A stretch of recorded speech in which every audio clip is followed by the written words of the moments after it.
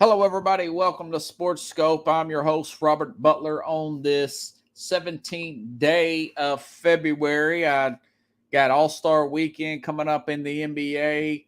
Got a lot of news in the NFL. Derek Carr is going to be checking out the New York Jets. I'll have Carlos Bad New Yorker Chavez get his opinion on the best fit for Derek Carr. He'll be coming up here in a little bit. Also, Eric Bieniemy, now the Washington Commanders offensive coordinator.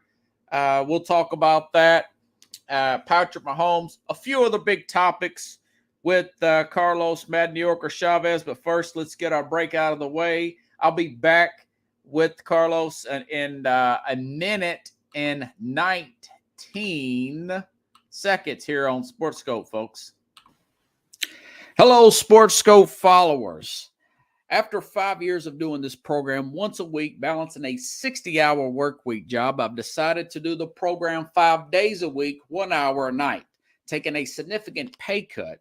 So I've started a Patreon page, which is Patreon, Patreon/SportsScope, spelled the same way at the bottom of the screen you see there. For $5 a month, 17 cents a day, you can help support the program. You ask yourself, why Sports Scope? Well, I bring in such big names such as Al Borges, former Auburn offensive coordinator, and I cover the big news in sports that the corporate media will not cover. If you want to contribute more than $5 a month, you can go use the Cash App.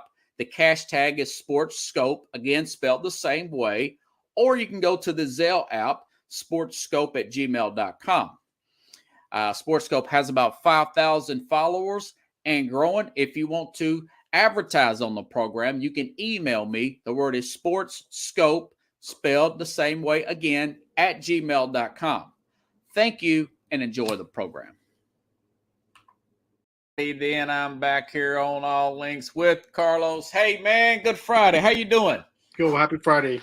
Happy Friday, brother.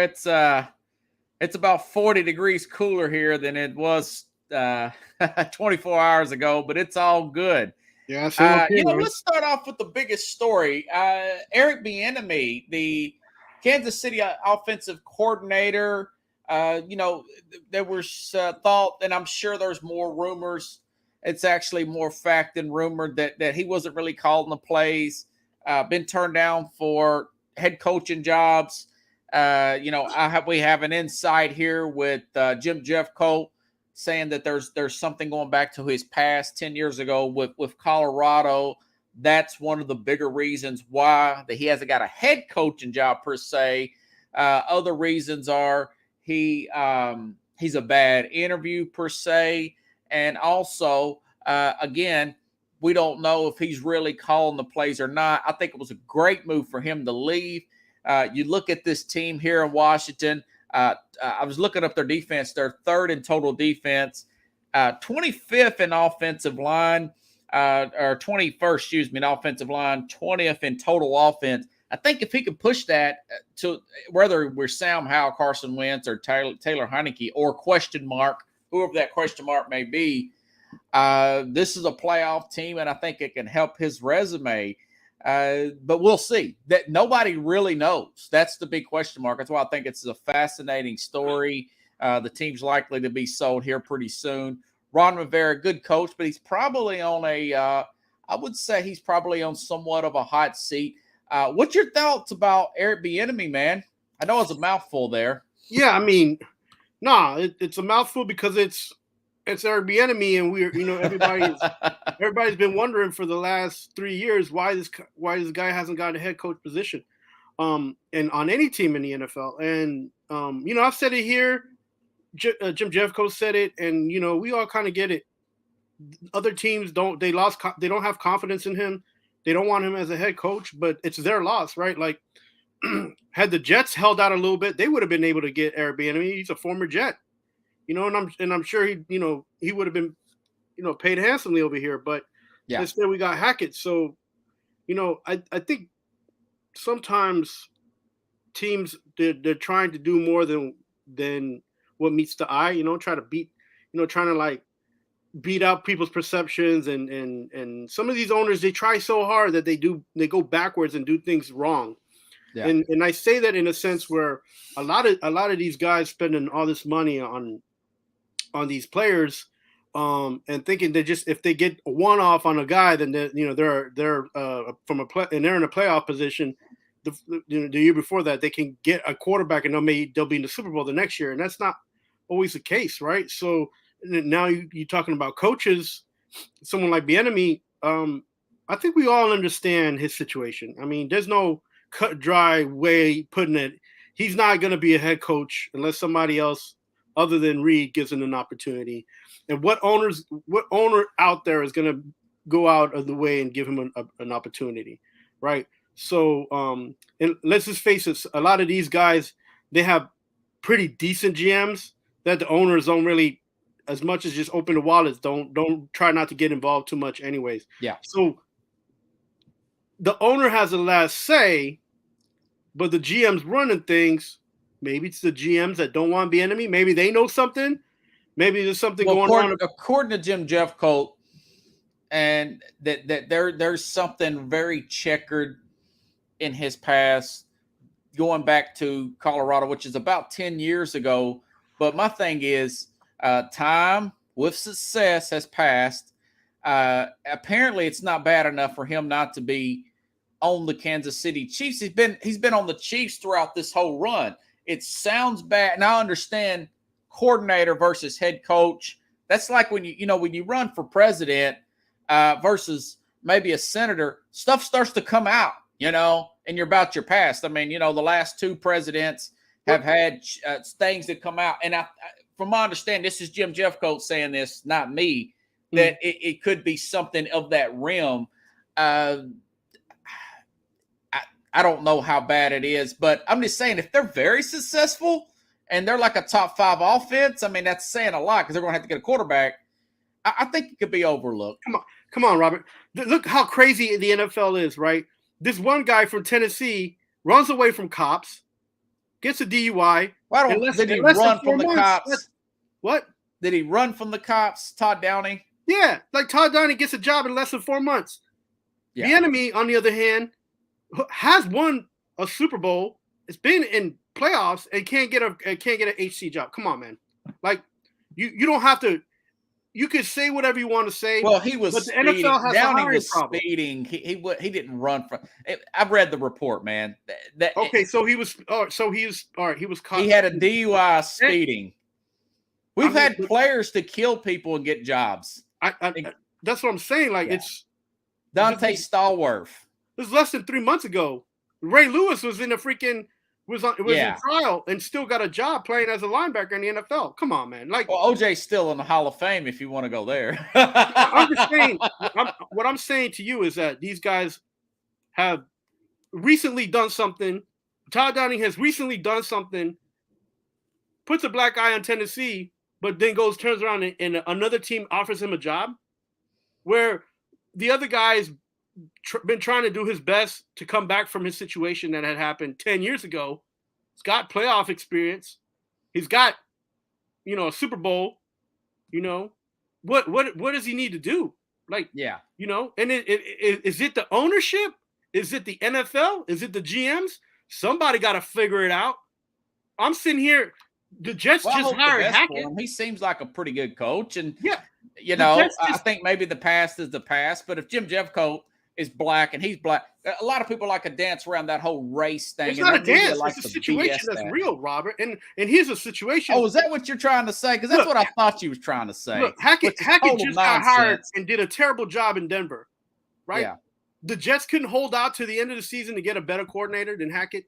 Yeah. Right. And they're like, oh well, we're trying to get Aaron Rodgers. Well, you can try to get whoever you want. It didn't work in Denver, and it's not going to work in New York. Because guess what? At the end of the year, and at the end of all this situation, Aaron Rodgers has to accept that, and he has to accept who's going to give him money, whether that $60 million is still going to be $60 million, or is it going to be broken down in different, in different pieces. The head coach for Washington is of Mexican descent, and also he is the coordinator there. let me just tell this for the audience. Since you want to play that, you want to go there, that's fine. It's okay. I still love you. But the highest paid guaranteed contract in the NFL goes to a black guy who has 25 lawsuits against him plus for sexual assault. The whole racism thing is BS. It's not BS. It's all perception. Those are the facts. Those are the facts. Look, 75% of the league is black. You know, okay, but the coaching, the problem is that less than 10% are coaches. Okay, that's what's the population of America? 11%. More black coaches are ex-players. They have less experience. You say it's BS, but I just gave you Todd Downing, who got a DUI and has terrible record because it's a relationship-driven league. They knew Todd Downing. So okay, here's the thing. Andy Reid knows Eric Bieniemy. Jim Jeffcoat's black. Jim Jeffcoat said he has a checkered past. He has a checkered past. A lot of guys do. Jim Jeffcoat defends LeBron James. He's not exactly a concern. He's not Jason Whitlock. Jason Whitlock said today, by the way, he's a $3 million a year victim. He's not a victim, man. Look, it's probably way worse than we're saying. It's probably way worse. I'm so not saying sick that and tired of hearing that. Now, I love you, but I'm so thing. sick and tired of hearing that in this country. God, please.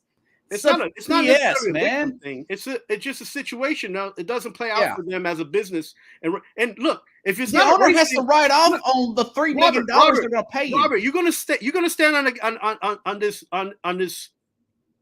throne and say it's not a race thing. Then why do they have a Rooney Rule? Why do they have to have that? If it's not a race thing.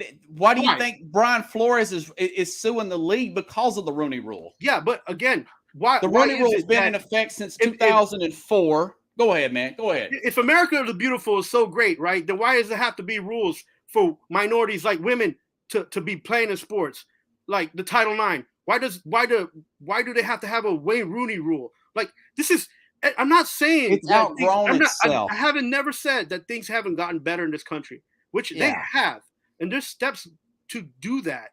But we cannot deny the fact that these things exist because minorities, women, people of color, and people of different sexuality are still being discriminated against in different forms of fashion. And this argument, there's zero proof. True, Title IX wouldn't exist, and neither would the Wayne Rooney Rule. So just accept what it is. If you're not a minority, you don't understand it. You might have lived amongst minorities, and I'm not saying that. I've been accused of being Hispanic my whole life. That's such nonsense garbage. There's zero proof of that. Has your name been Roberto Butlier? I've been called Roberto my whole life. People I call you Roberto. In the summertime, I've been accused of being Italian and Hispanic. I have Indian heritage. Dude, I have way more Indian than Elizabeth Warren in me, okay? It's a BS thing. And Eric Bieniemy knows it. He knows it. He knows he's grateful to have the opportunity he's got. It's probably worse than what we're actually being told. What happened in the past. That's if you're looking at the Rooney Rule. Let me tell you about the Brian Flores thing. Here's the Brian Flores thing. The Rooney Rule has outgrown itself so much that Flores was interviewed, even though they didn't want it. They already had who they wanted to bring into that job, and another guy with his same name, Brian DeBall. It was just a Texan mismatch, So if this was such a racist league, how come 75% of the players are black? What about the management? Robert, what about the management? We're talking about upper management. We're talking about ownership, and we're talking about leadership. Okay, the players that come and go, whether they're black, white, red, if they have talent, they'll be on that field. If they don't have talent, they're not on the field.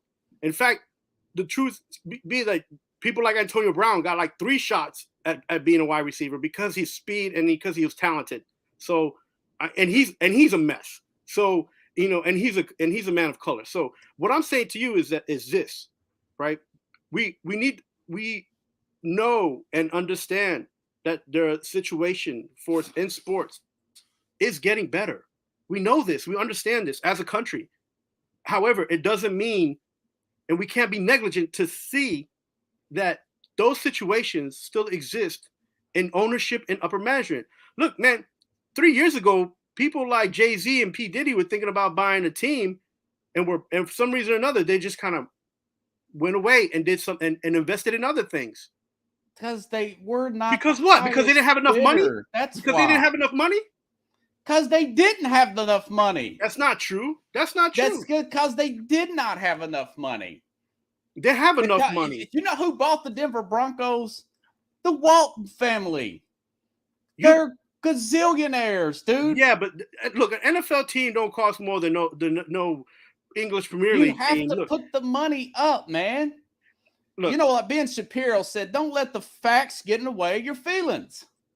I mean, if you wanted to go there, now I'm telling you, Jim Jeffcoat's backing me up 110% on this. Oh, man, that's not the reason for Eric Bieniemy.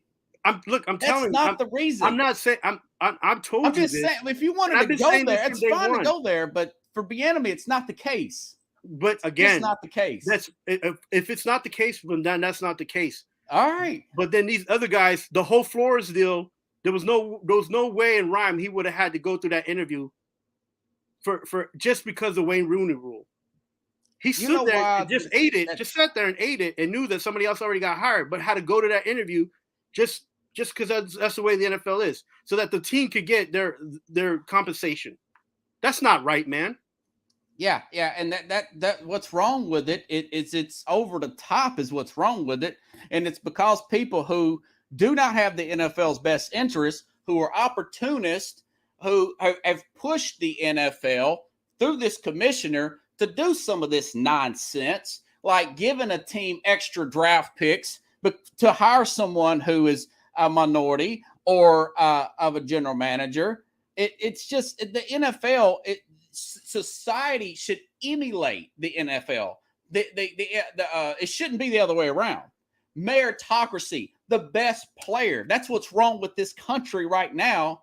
We have Supreme Court justices put in because they were of a minority, because that's what the president said. We have a vice president that's because she's a minority.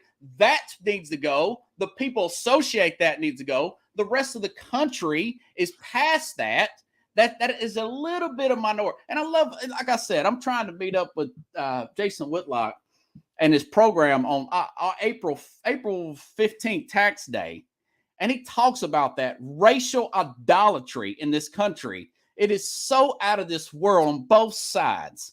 And he's talking about more for the blacks now than he's saying the black people now, racial idolatry versus the white people in the 40s and 50s with their racial idolatry. It's just such, and it is politicians who are opportunists in this country and people off of Twitter. Thank God a lot of that stuff is correcting itself. It's changing, but it's just such nonsense. I mean, is there race? Yes, but it's so minute. You have a Jesse Smollett in this country. I'm not just talking making it up. Have you heard of Jesse Smollett?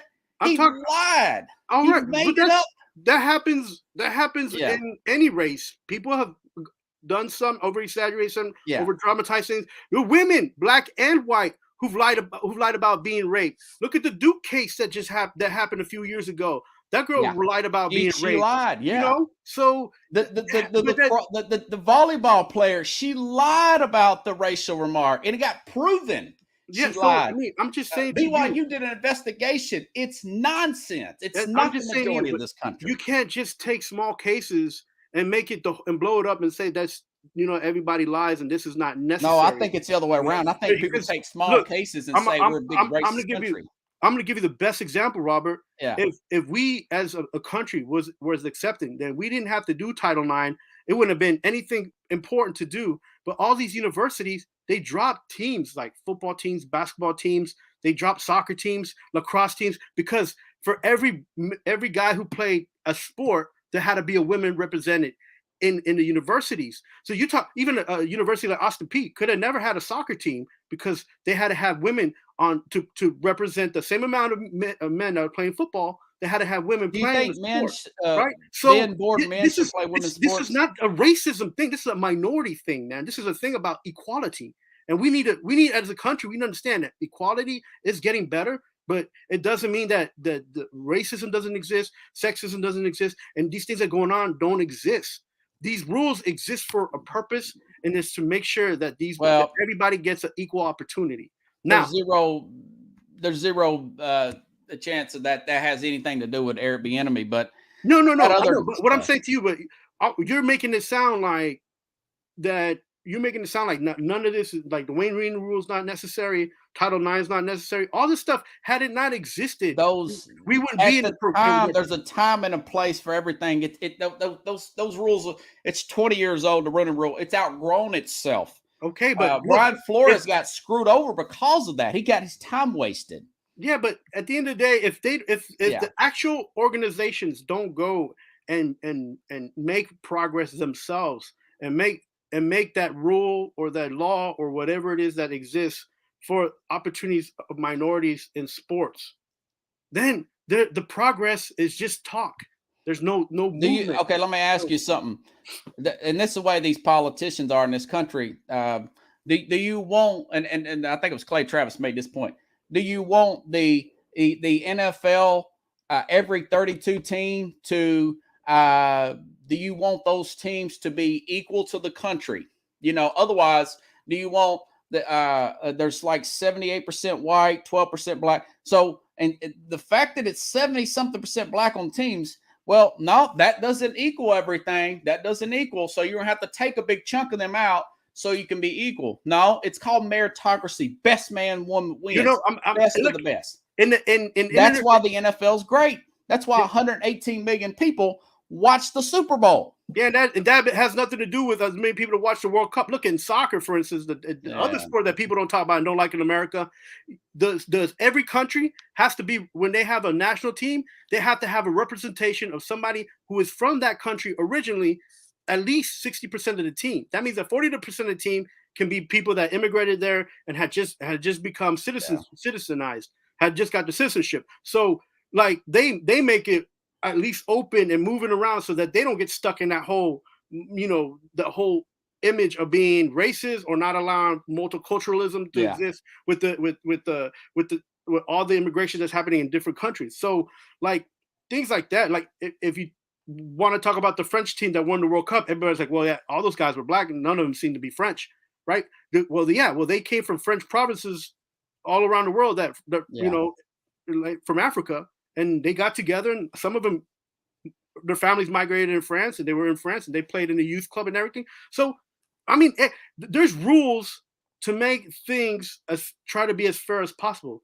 And in soccer, they got it. And they understand it. So, in the a US, lot of this is the US and their whole 118 million. Could you imagine if it was $300 million, $300 billion industry? Like NFL could be so much better. But the ownership, the people, the team ownership, the teams, they still struggling, because it's a good investment to hold the team, and it's a good investment to have an NFL team. And when teams sell, it's either because someone's died or someone's forced to sell it, or the family don't want to fool with it. It goes to the highest bidder, man. Yeah. I mean, what happened in Denver? What happened to Denver? Yeah, they went to the highest bidder. Yeah, because the family couldn't deal with it. The family couldn't know how to break it up into different parts. So, well, they just went ahead and either way. I mean, you hit me with some nonsense. I hit you with the facts. No offense, but nonsense. Those are the facts. You can tell me facts too. I can tell you the raw numbers. This is sports in today. This is sports today, bro. This is sports today. It's sports today. I'm not saying anything that's not happening. There's opportunists out there trying to make something out of nothing, and there's more people lie about racism. There actually is racism. I mean, if you want to just, God, like I said, ESPN, they never walked it back that volleyball player made that up. She made that up. Her mother was looking for she was a politician. It was a Duke. I think she was a Duke volleyball player or something like that. At BYU, saying somebody's hollering racist stuff. There was hours and hours of film study and camera study and everything. And the ESPN people, who was saying all this nonsense, who they never comment on anything else. Once the school found out that hadn't happened, and they at first she tried to get some guy that was a special needs guy in trouble, and then they went back and listened to the sound. It was totally she made it up. Her grandmother was running for politician. I mean, listen, again, and ESPN never put apology out for that. You know, there's cases like that left and right. I mean, yeah. I just wish our media would do something like, and that's probably why I probably just if this don't grow, I'll never make it because I'll never sell out and not tell the truth. Yeah, man. But I'm not. If it's the other way around, I'll tell the truth. I'm not selling out. Don't tell me I don't know what I'm talking about, and don't tell me that dude, I went to school in these projects over. I know what it's like to be a Nordy on the other side too. So please. And I've been called Hispanic and I've been called Italian. I've had it on both sides, man. I'm not some redheaded rich guy. Okay. No, and that's not what I'm saying to you. Okay. I'm just making sure because I kind of got that at the beginning. All right. I didn't expect this coming on, guys. What I'm saying to you is that there's issues that still exist in sports for all minorities. And this is something, that the fight for equality for all levels is something that's not going to stop, and it's going to change the sports.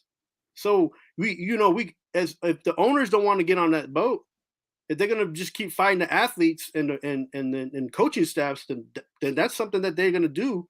But that's something on their end that they're doing. It has nothing. It's going to, that's a personal situation that happens. And if people have an issue with Bieniemy, then that's fine. But you can't say that if you're not giving a guy an opportunity, like Andy Reid gave Bieniemy an opportunity, then you can't just say, "Oh, well, this is what he did. This is what he's about." Because then, what are second chances for?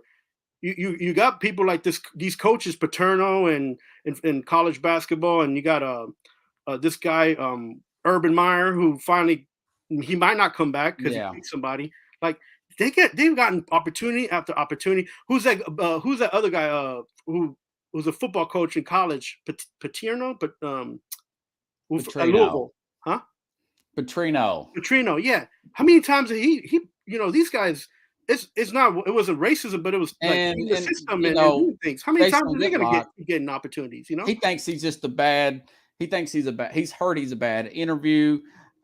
Quarterback, running back coaches usually don't make good head coach. By the way, the former head coach of the LA Chargers is also a black guy and a former running back too.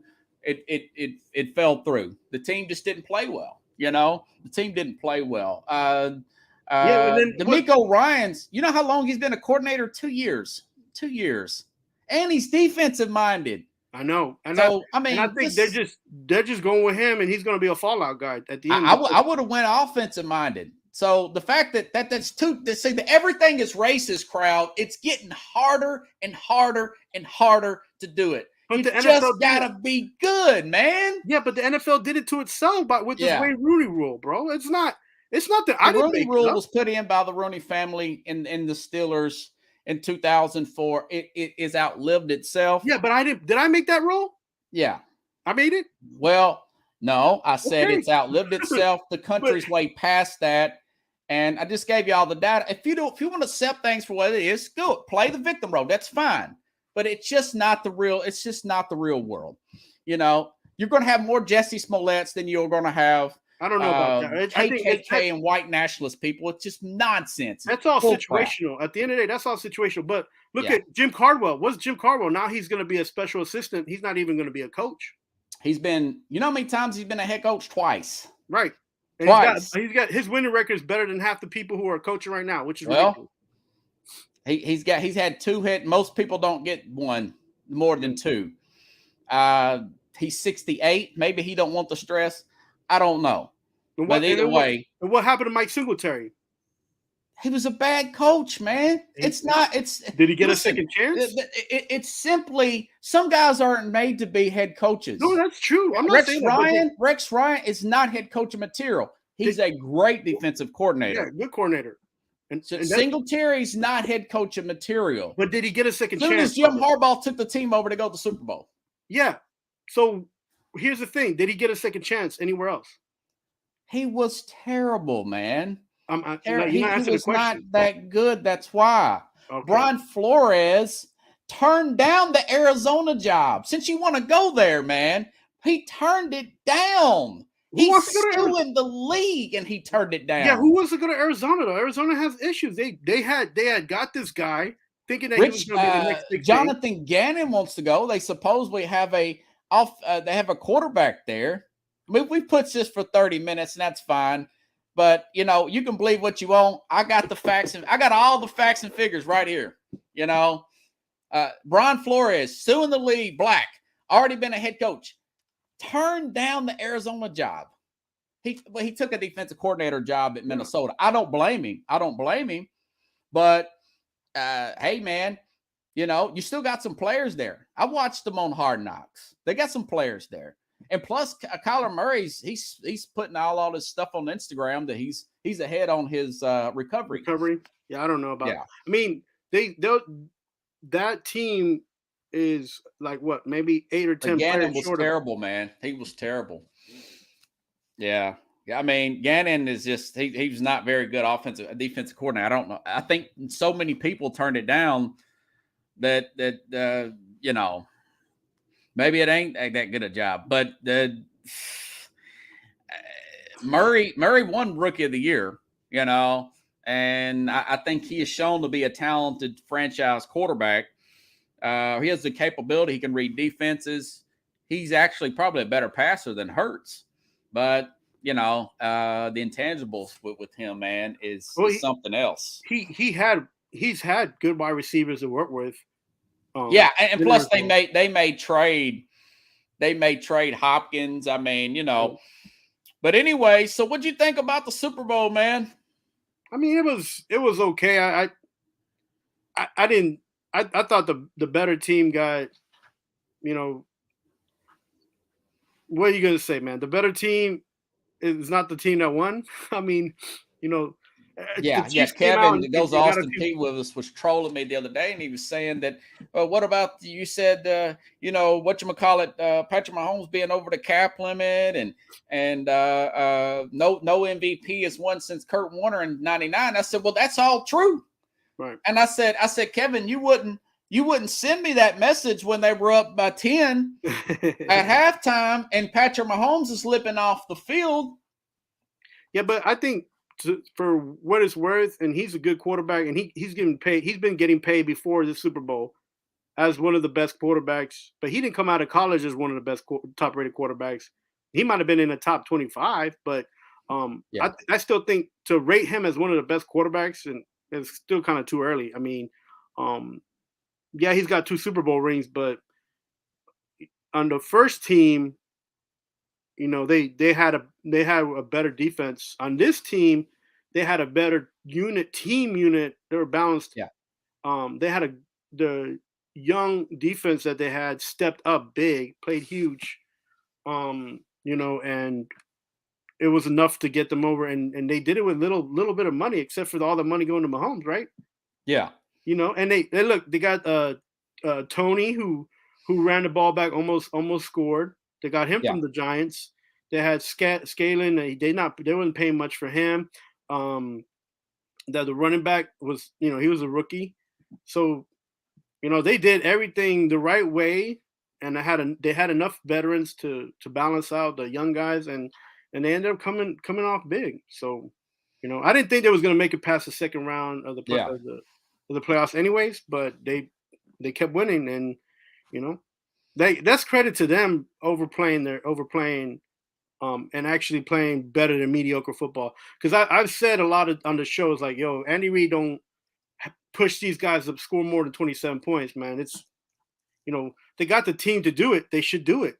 They should have been scoring an average of 34, 35 points a game.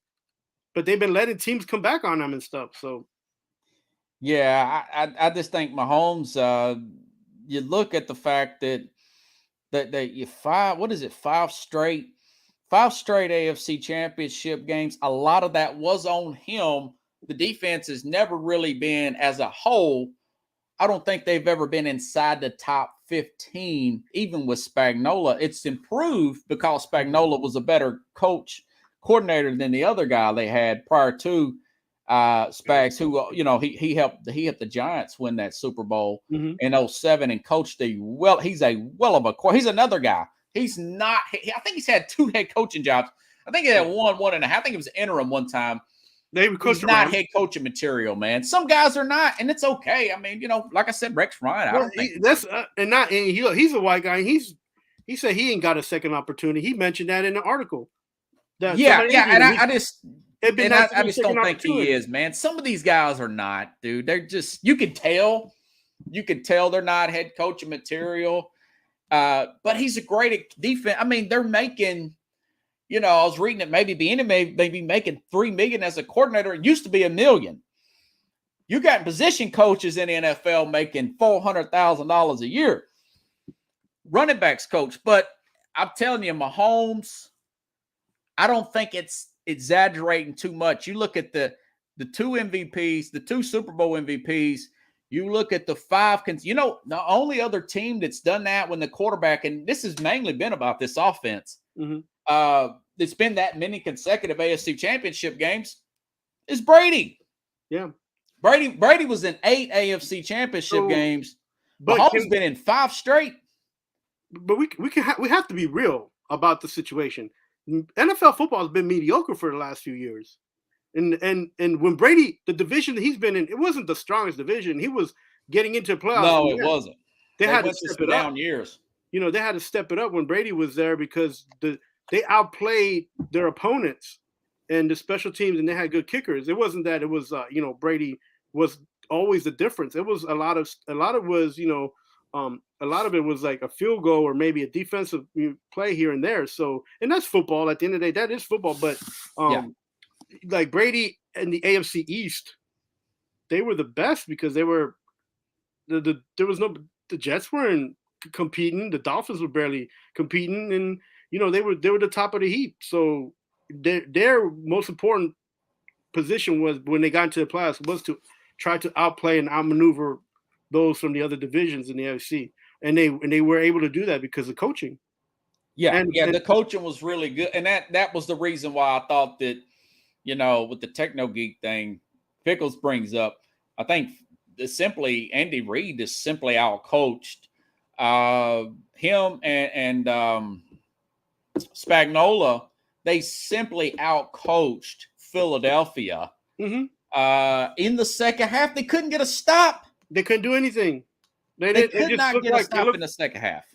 It was kind of like, I was like, wow, and the points just kept adding up, and I'm like, like they didn't really do anything to try to score. They just, I told you that, right? Remember, they're the team that can score the fastest. The average of 2 to 3 minutes to score a touchdown. So that to me would bother me. It was like, why does this team not play better during the year? Why they do all these things to have to fight their way back and almost, and lose a couple games and almost lose big games. About KC? Yeah, it's like, oh gosh, it was like, that's how I was like, well, maybe. Everybody's gunning. They only had 3 losses, the same amount as Philly. I know, but it felt like they had more because they had lost so many. They were losing so many games where they had to come back, right? Right. But I just think that they're a team where everybody's gunning for them. I think people have been gunning for Kansas City since Patrick Mahomes got there. But now, check this out. The guy's been in the league 6 years. Remember, he set out the first year under Alex Smith and 5 straight conference championship games. Also, you got to look at his arm strength and athletic ability. It's very close to a John Elway, man. I mean, John Elway could throw it 100 yards. There was rumors that he could throw it end zone to end zone. I have Elway above him because he's been to 5 Super Bowls, 2 different coaches. I have Peyton Manning above him. Also won 2 Super Bowls. I don't know how good Mahomes can be without Andy Reid. He was a 3-star guy out of high school. He was the second quarterback taken. He was known as being a little Brett Favre, except he's a little bit stronger, a little bit quicker than Brett Favre. Maybe a lot quicker than Favre, but don't get it twisted. He deserves what his accolades speak for themselves, and he's done what he's supposed to do as a. So where would you rank him? I mean, you probably ain't had enough time. I don't feel like it's fair to rank him because he's just he's not even peaking yet. He's only got 6 years, but yeah. So some are saying higher than top 5. I think he's probably top 5 already. No, I mean, gosh, I mean, again, there's the 2 COVID years, the year of COVID and the year after COVID. I don't know. I would just pump the brakes a little bit. You know what I'm saying? Yeah, I mean, I just think I think if his career ended today, I believe that Mahomes. Okay, so if his career, Famer. yeah, if he ended his career today for some odd reason, something crazy happened. Yeah, he chooses baseball at the end of the day. Like he's like what ranked better than Aaron Rodgers for sure, and John Elway because of what he was. Well, I wouldn't put him over Elway. Huh? I wouldn't put him over Elway. I mean, they're almost about the same right now. Well, I just think Elway didn't play in a salary cap era. I mean, again, Elway had opportunities that were wasted because of the ownership not moving, not being able to move past Elway's contract. Man. So I mean, it's an ongoing argument. Like you said, the guy's only been in the league 6 years. Yeah, I mean, he may be number 2 before. I don't think he's going to catch Brady. No, I don't think he'll catch Brady. And I like that the NFL set him up for success, but it's also going to be a big failure if something happens and they don't make the playoffs, right? Yeah, man. They're all going to be like, well, look at his contract. He should be able to get 5 Super Bowls. Well, Andy Reid is just, he's a guy that he's 66. I mean, who knows how long he's going to stay. Now, I would want to run the right. And I got a feeling he's going to stay as long as he can because Mahomes is so good, man, Yeah, I mean, and they're, again, a team that didn't spend really much money, man. That GM did a pretty decent job moving parts and having enough depth to get them through the whole season on those contracts. So well, he did a great job. I mean, that general manager, and remember, I was telling you guys, don't get too caught up in these wide receivers. They come out great with the Tyreek Hill trade. Think about it. First round, right now, the Chiefs won that draft so far. I mean, they won that. They got picks this year from that. Yeah, from they that won trade. that draft and they won that trade. The trading season. So yeah. And the Super Bowl. Hey, man, I was reading today that Derek Carr was going to visit the Jets. Ugh. I know you got a heavy opinion about that.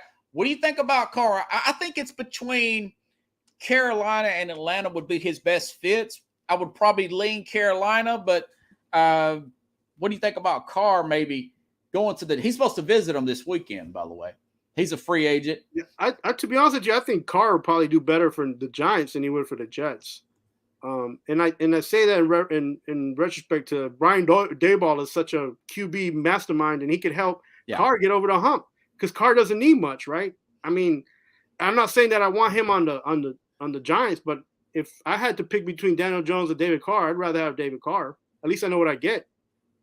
Daniel Jones is like Daniel Jones. He had one good season, and everybody wanted to crown him. So, but if you want to pay for a quarterback, you at least pay for the one what you're going to get. When you don't know, I'm not paying. I wouldn't, as a GM and an owner, I wouldn't pay just because one player had one good season. Yeah, right? And because then you put yourself in a financial bind, Yeah. So, and then they talked about maybe even Daniel Jones skipping over to the Jets in a situation.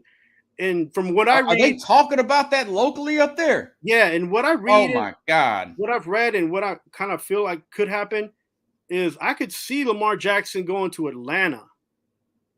Lamar? and that actually being a better fit for Lamar Jackson and Atlanta. So well, they definitely they got a lot of capital. Atlanta's up there like $56 million. Yeah, got a lot. I brought this up with. If you wanted to pick up a car or maybe trade for a Fields, they got a lot of money and they've got quite a few pieces there. Drake London, the wide receiver at USC, nobody's talking about him. Had a really good rookie year with the Falcons. We all know about Kyle Pitts, this guy named Alligator. Yeah, And then and one of the things that happened in Atlanta was as soon as Mariota got hurt and didn't report back, and then they cut him or they benched him or whatever. You just knew that their season was done. And even though they were complaining about Mariota, wasn't good enough, he did okay. He just didn't utilize his tools, So yeah. But I think that was more of a coaching situation than an actual player situation. I think that Mariota has skills. I think that they don't use him appropriately. And Arthur knew what he had in Mariota, but he also knows who he had in Pitts, and they never established a tight end quarterback, consistent relationship. And the funny part is they were actually, they'd actually work together and race each other to see who was fastest. They had like 2 or 3 races, and they talked about all those that Pitts is faster than Mariota. But then, other than those races, they never had Pitts be one of the main guys for Mariota. So I didn't. And if they complain about Mariota throwing deep passes, he wouldn't have been able to hit Pitts. That don't make no sense. What they Mariota, there's still people here in Nashville thinking Mariota can still play. He still has an opportunity he'll probably be on somebody's bench next year because he's backup material. He's a stopgap guy, and that's what they used it. They use him for a stopgap. The Lamar Jackson thing will be great. There was a report, man, that Giants were possibly throwing out that $35 million a year range for Daniel Jones. That is crazy talk. That's too. I mean, Giants fans out there want to jump on that grenade. I mean, and then look, all I say this because I don't drink the juice for the Daboll and Sean Buffalo Bill pit-pocketed situation. If people like them, fine, whatever. I'm not drinking the juice yet. But go ahead, sign Daniel Jones and sign Saquon and fall apart because I don't want to see you in the next 3 seasons anymore. That is 2 disasters waiting to happen. Yeah, I listen. That's what they want. That's what they're gonna get. I don't think they want. I think they're saying that. Let me ask a former black coach here. Speaking of the whole race thing, what does he think about crowning him?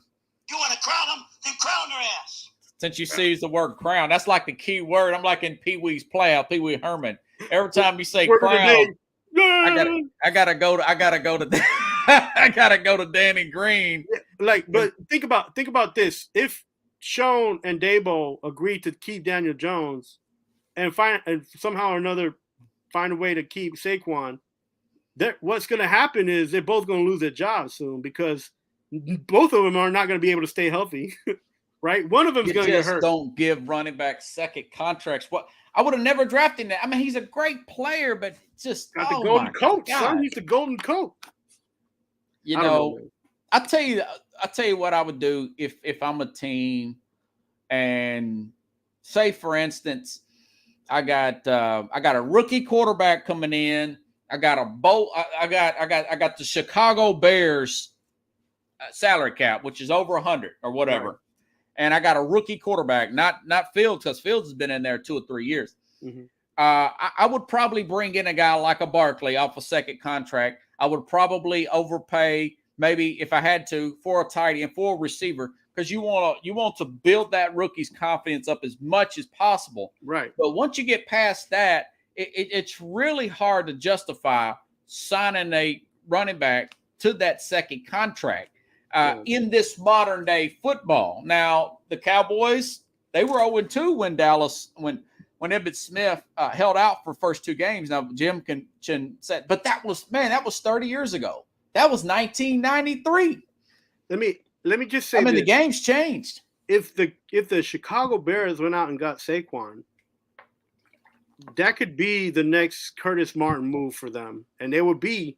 Yeah, he does remind me of Curtis Martin. Yeah, that's a good analogy. They will be in the playoffs because they keep they got to keep Trey Lance though. They got, if they don't keep Trey Lance, then you mean Fields? I'm sorry, Fields. They have to keep Justin Fields, because if they don't, then they don't have the 2 running, the power running position. The biggest problem, and you said that the the Bears was ranked like 14 in O-line. Yeah, they're pretty good according to Pro Football But Focus. again, and I'm not saying this not to just to beat on the old drum, but there's been a lot of mediocre football. So you're like the best. You're like on the top 20, top 10 list of football, but it's been very terrible football. So but people were throwing it out like they were 32nd. There was an indication that it was really, really bad towards the end. Right. So I mean, the Titans are towards the end. Yeah, I know. And so a person like Justin Fields had better protection a couple games. They could have won a few games that he was in, and he got hurt because that's what those running quarterbacks happen. That's what happened to them. Yeah, that's the thing, and there was this guy, he's from Last Chance U. He comes on Whitlock's show also. He was just saying he believed, this was back in October. He said, man, I just think that the coaching staff has gave up already on trying to develop Fields as a passer. And some of the run schemes they were using, they were working. Remember, he had the huge game against the Patriots on Monday Night Football. And I thought, maybe he's off the hook. But the truth of the matter is you keep doing that, and you're going to get injured. You're going to get that shoulder injury, right. And look, it's not that you can generally transition from college football to the NFL. Like, it's not a smooth transition. But if you look at Wilson and Olave, look what they did in the NFL, and look what they did with Justin Fields in college. So they were able to transition. Yeah. Right? Well, a lot different. Quarterback is so hard, man. Yeah. So he wasn't able to move. That tells you either one, he can't throw, or maybe he didn't have enough tools around him to make his skills look better. So it's one or the other, and they don't know yet. And if they're giving up, that means that they don't care. Well, remember, Ryan Poles didn't draft him. Right. That's another thing. New general manager. I think, a lot of these general managers, they want to start that clock over. They got the number one pick. Maybe it would be better to maybe take a Bryce Young or maybe a Stroud, somebody like that with the number one pick, or maybe Will Levis. But you have to see how the workouts go before I make that assessment. Is Justin Fields going to be a Trubisky? Well, you just don't know. And again, they got a defensive minded head coach, and now that is the guy that Poles did hire. By the way, not to go back to the other argument, this is another thing that Jason Whitlock brought up. Ron Poles, he's a black guy, he's 34, young guy too. He's younger than me and you. Yeah, he used to be the assistant general manager at Kansas City. Right. He didn't hire Eric Bieniemy when he had an opportunity at the Chicago Bears. So that tells me that maybe he wasn't impressed with and there's nothing wrong with being a coordinator. Dick LeBeau was a terrible head coach. He's one of my favorite coordinators of all time. He's a defense coordinator for the Pittsburgh Steelers. Yeah, I know. He was a coordinator when he was in his 80s, by the way. Yeah. I mean, he got almost every coaching on the defense and half of on the offense throughout his whole coaching span. So yeah, he finally retired. He's like 85. I mean, I thought they brought it back last year, or did he just retire last year? He retired a couple of years ago, and this defense was slacking. Yeah. They were too blitz happy, but I remember Jason Whitlock pointing that out. He's like, hey man, maybe the guy just maybe not really head coach material. I mean, Poles worked with him for years. So, I mean, I hope the best for Bieniemy. Seems like a pretty good guy, but some guys aren't just cut out for it, and that's okay. Look how good everybody's getting paid now. Yeah. No, it's not like they're making $150,000. There's one name out there that I'm surprised that don't like. A lot of people just kind of look over, and no matter what team he's been on, he's been a winner. Who? Since grade school. That's Ken Norton Jr. He's won on every single level, man. And what about Ken Norton? Is he trying to get a coaching job? My thing is that why not give him a coaching job? Where is he coaching? Well, he's coached everywhere. He's got Super Bowls left and right, man. Yeah. Some guys like to just stay that certain. I mean, I had Mike Westhoff on here. Maybe Mike is not head coach of material. Maybe he didn't have the temperament.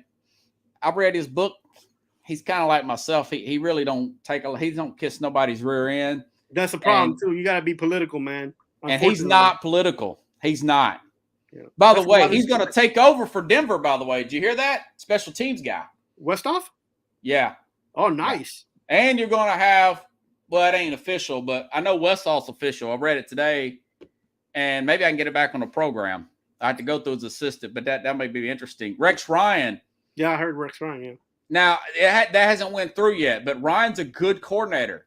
He's not head coaching material. He got 2 jobs. Only reason he got the Buffalo job after that because he did get the Jets to 2 AFC championship games. Right, back to back. But Sanchez's quarterback play just kept going downhill, and I think a lot of that had to do with Rex Ryan as a head coach. It comes back on the head coach, you know. Let's see. Sanchez. I think the problem with Sanchez was that he came in really too much with high expectations. Because he come out of USC, and most of those guys underachieved, though. If you think about it, I mean, he didn't really did. And then after he went as a backup role, they really didn't use him much in Dallas and in other places he played. So, yeah. And let's see what else is on the horizon here, Chief Quimby. So Daniel Jones to the Jets. You think the Giants should pick up Heineke? Yeah, I mean, if they're going to pay, if they're talking about paying for Daniel Jones more than is Heineke going to be a free agent? Yeah, he's. I think he's unrestricted free agent. Oh, okay. But why not take a stab at? You're not. Yeah. You know, you want a player that's been at least playing and established, and you're going to pay him the same amount as Daniel Jones. You might as well get someone like Heineke. I mean, at least you know he's a gamer too. Like he wants to be out there. He wants to play. You know, he knows the division. Like, you know, why pay somebody 30 and not know what you're going to get, and pay 30 and at least you've seen him play 2 seasons, right? So, yeah, and that's the thing with these agents, man. I'm just saying to myself, listen, we want to pay your guy $7 million a year to come and play. Do you want him to be a backup somewhere and make it, or you want him to be a starter for 7 and get an incentive, which don't count against the cap, make him up to $25-30 million in incentive? Heineke being a true free agent, he's not that bad a player. He outplayed Carson Wentz, and he outplayed who's the other guy on that team? Jeez, I had to go back and look. Sam Howell didn't even get a chance, right? Towards the end, you know. But he's already saying that the Washington Commanders are already saying that Howell is going to be their guy. Yeah. So I mean, in other words, 1 game. Yeah. So I was like, Heineke is on the chopping block. So it's not my. At the end of the day, us fans have to understand it's not our money, it's our desires and our wishes, and you know it's the Giants' money, and it's for them to decide at the end of the day. And you know, it's a business. You know, as much as you want to see your players be on your team, and you want to keep players, you want to lose players, and you want to see other players get on your team. It's a business, man, and whatever fits them the best is what they're going to do. And we can talk about it in the media or people like us and the fans, and we can talk about it in the face, but it's not our money. Yeah, I mean, we spend money, but it's not our money. No, I do think we can hound the owners about. They're gonna get hounded in New York no matter if they. We can hound the owners about coaching staff, scouts, because there's no cap on that stuff, man. There's no cap on that, you know. No. So you can hound them on coaching staff. You can hound them on keeping a coordinator, and there's no telling what Jerry Jones is paying Dan Quinn. I bet he's paying him $3 to $5 million to stay with Dallas. You know, I wonder if the offensive coordinator for Detroit got a raise, because I think his name's Ben Johnson. He was rumored in a lot of head coaching jobs as well. Well, I mean, the Giants leaning towards keeping Daniel Jones right now is because they know that the coordinator is going to stay. I mean, still, that's a tough contract to swallow, man. I don't know. Yeah, I don't see. And I know the agents are pushing for it, man, but I just it just kills me. And you know why you say that though. You know why you're saying that though. because you saw the Ryan Tannehill situation. That's why. Yeah, I read that he was one of the biggest cap hits he may have been the biggest cap hit in the league last year. He was Average to above average at times quarterback, and his cap hit was bigger than Patrick Mahomes, Josh Allen, and then Tom Brady. Another player that messed up that finances there that didn't help Tennessee was the Dupree contract. Yeah, and I think, and I was telling the guy I worked at, speaking of that as a good transition, I said, listen, man, the Titans can cut Mahomes. I'm going to cut Mahomes. The Titans can cut Tannehill. They can cut Lewan. By the way, he think he's going to get cut anyways. He's already saying thank you for the opportunity and all that crap. You can cut those two guys, and not only would you be, because they're like 20 million over. That's not the end of the world, but you're 20 million over. You'll have cap space. You'll have over 30 million. That saves 30 million. That gives you about 10 in cap space. You mentioned Dupree. I've also read that Dupree may get cut too. Well, that puts you at like 35, 36, or excuse me, you'll have about 16 million in cap space. I'm saying do that. Maybe sign Dobbs to one of those kind of contracts. Go out and draft the left tackle and see what can happen. If it don't work, load up and go after Drake May next year. Caleb Williams out of USC. Those guys are getting a lot of hype already. Those are just two guys that coming into next year is going to be hype. Drake May is the quarterback out of North Carolina. I'm sure you listen to Colin Cowherd. He's talking about him. The reason why he's been talking about him is because there was a rumor SEC coaches were supposedly offering him some double-digit $10 million NIL deal to transfer to the SEC from North Carolina. He did win a shootout to open the season. I thought, well, maybe that's just a typical college shit, but apparently this guy is really, really highly rated coming in, and supposedly he would have been rated over all the guys if he were eligible this year, kind of like Trevor Lawrence was after his freshman year, if you remember. Yeah. So, I mean, to cut those guys, go with Dobbs. Dobbs looks like a decent passer anyways. Or maybe, hey, wait a minute. What if Patrick Malik Willis has a great offseason, he beats him out? Let the best man win. Do that. You've already got a good defensive line. You're going to get some offensive line guys back. You'll get guys like Harold Landry back. And Trayvon Burks, I think he's a great receiver. He just needs to stay healthy, that's all. Yeah, you got to stay healthy. It's not the end of the world. No.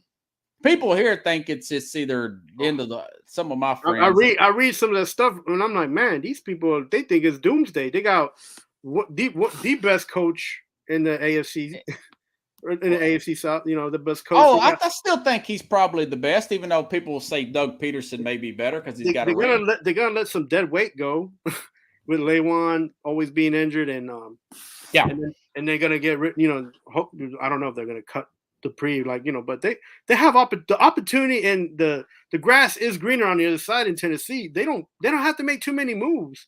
Right. I think what the problem is that these people are looking at this mediocre season. They saw that the Jaguars did what they did and didn't play that well, and still were able to beat out the Titans.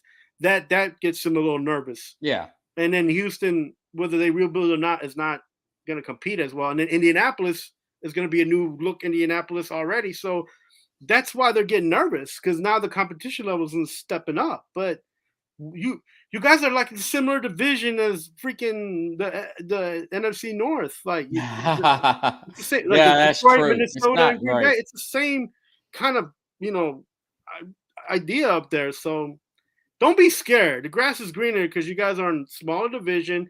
You spend less money on players, but you do good when you cut the big money players. So all those teams will be okay. It's mediocre football, so everybody's going to have an opportunity next year anyway. Well, Lawrence may take another step forward, and they're going to have some cap problems. So they get Calvin Ridley off of his suspension, by the way. No, he announced that he was writing, that he wrote to try to get back into the league. He's eligible for reinstated. Right. He hasn't been officially reinstated. No, he hasn't, not yet. You got him or Christian Kirk. I mean, they could take another step and be like, a really good team. But the thing about it is, Cincinnati's going to be very good next year. You still have the teams in the AFC West to deal with. Better, but we'll see. I'm not in love with what Buffalo did or not doing and keeping Sean McDermott, but that's a different story. Buffalo, it's not the real deal, man. I'm telling you. Right. Well, you can't just try to be physical on the O line by bringing in 2 or 3 players and not run the ball with your running back. They never stay disciplined on running the ball, and that's what cost them ultimately in the end. And I'm gonna be very careful about Buffalo picks now because Allen's money is going to go up. His cap hit's going to go farther and farther and farther. That's going to be one of the biggest hits that Buffalo's going to take, and it's unfortunate because he is a QB. He is an all-star. I think he's definitely a franchise. He's a franchise QB, but he's just in the wrong place at the wrong time, man.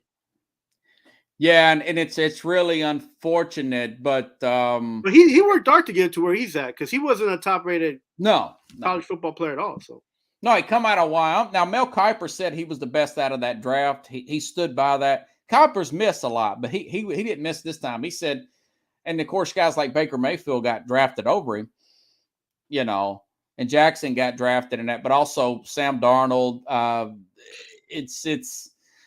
But yeah, he was definitely the best of those 3. But also, I'll say this: I think Titans should probably trade Derrick Henry.